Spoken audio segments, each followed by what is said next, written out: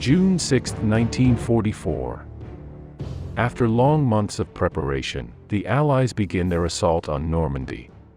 There were 5 beaches chosen by the Allies to carry out their landing in northern France, and among all of them, there was one that stood out above the others, this being the beach with the code name of Omaha.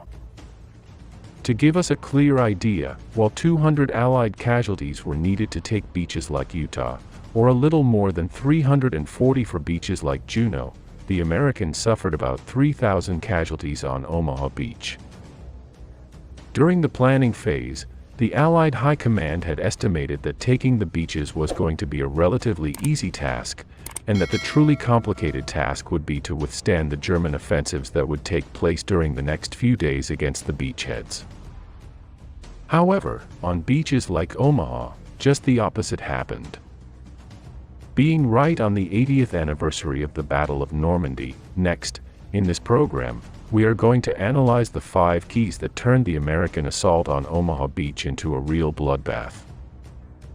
Key number 1. In the Allied assault on the Norman beaches, the different beaches were divided into 5 sectors. The 3 eastern ones, known as Gold, Juneau, and Sword, were raided by the British and Canadians. The 2 western ones, known as Utah and Omaha, were assaulted by American troops, specifically by the 4th Infantry Division in Utah, and the 1st and 29th Infantry Division in Omaha. Both beaches were the first to be assaulted by the Americans around 6:30 in the morning, while the other 3 were assaulted starting at 7:30. Because the naval bombardment of the beaches began at 5:45 in the morning, in Omaha, it could only be active for 45 minutes. This left many German positions completely intact. Regarding the aerial bombardment, although it was proposed to do it parallel to the coast, so that it would be totally effective on the German frontline defenses, it was finally done perpendicularly.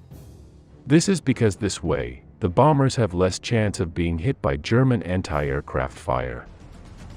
However, by the time the bombs were dropped on the German defenses, it was too late and practically all of them fell deep inside the beaches. Again, this measure was not accidental, and was done because they did not want to fill the beach with craters, since it was thought that they would make it difficult for armored cars to advance along the beach. In the end, this decision was shown to be a serious mistake, since neither the German defenses were damaged, nor did the American troops find any type of crater in the ground to take refuge. Because the German defenses were practically intact when the troops landed on the beach, the American ships eventually had to approach to a distance of only 1.5 kilometers. From there, they began a point-blank naval artillery bombardment against the still intact German defenses. In point number 2, we have the orography of the beach itself. Although in sectors such as Utah, Juneau, or Sword, the beach is flat and there is not much elevation in the terrain, in Omaha, there is a large mound about 30 meters high, which follows the entire coastline, and prevents the entrance to the interior of the beach. When the Americans landed there, they only had 3 possible exits, in which their tanks could overcome the beach. From left to right, we find the ravines of Vierville, Saint Laurent, and Colville, which, as we can imagine, were strongly defended. This means that there were 3 large funnels that they had to go through.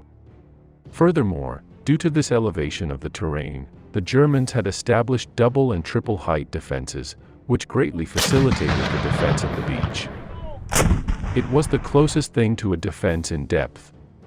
To the different defensive lines along the entire elevation existing on Omaha Beach, in which there were mainly machine gun and anti-tank cannon posts, we have to add all the mortar positions located in the rear that did not stop firing on the beach all morning.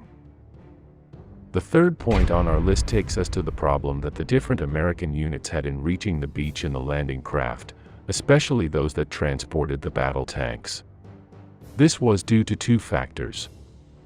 First of all, to the distance to which they were sent from the ships. It is estimated that the boats with infantry soldiers were embarked at a distance of 10 kilometers, and those with battle tanks at 5. The distance at which the English would do this was much smaller. As the sea was very rough and the distance was very great, many tanks sank, the number being estimated at about 75, out of a total of 150 that were sent to the beaches. In this way, the infantry had much less support than expected, with its consequent inconvenience. Due to the presence of mines and strong anti-tank batteries that covered the only access points through which American tanks could pass, practically all of them were killed during the assault on Omaha.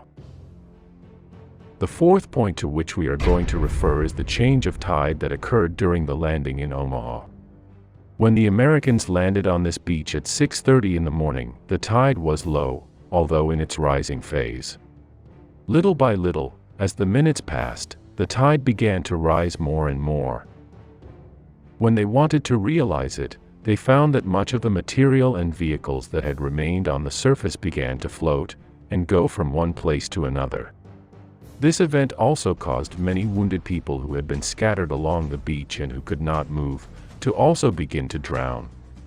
In short, the chaos generated only made the following waves more difficult, and the traffic jam and congestion on Omaha Beach grew, while they continued to receive German fire. The English, for example, did not have this problem as pronounced on their beaches, since they disembarked an hour later when the tide was higher, and it did not take them as long to leave the beaches, so their exposure was less. And finally, we go with the last point, this being that of the famous German garrison that defended the Omaha sector. To defend the Normandy beaches that the Allies assaulted, the Germans had a total of 3 infantry divisions. The 709th Infantry Division was located in the Utah sector. The 716th Infantry Division in the Gold, Juneau, and Sword sectors, and the 352nd Infantry Division defended the Omaha sector and the connection with the Cotentin Peninsula.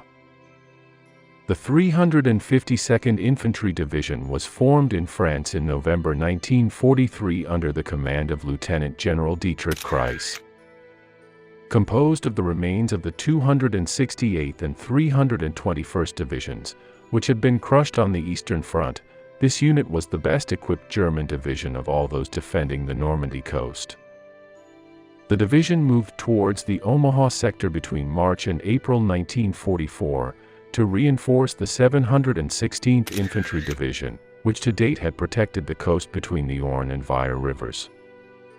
During the few weeks before the Americans assaulted their positions, the men of the 352nd Infantry Division carried out improvement work on the coastal defenses, but a lack of resources limited their effectiveness. This unit had arrived in the area without the Allied High Command realizing it, since their reports placed it outside the Normandy region. With its presence, it is estimated that both the defenders and the defensive constructions were between 3 and 4 times larger in Omaha than on other beaches.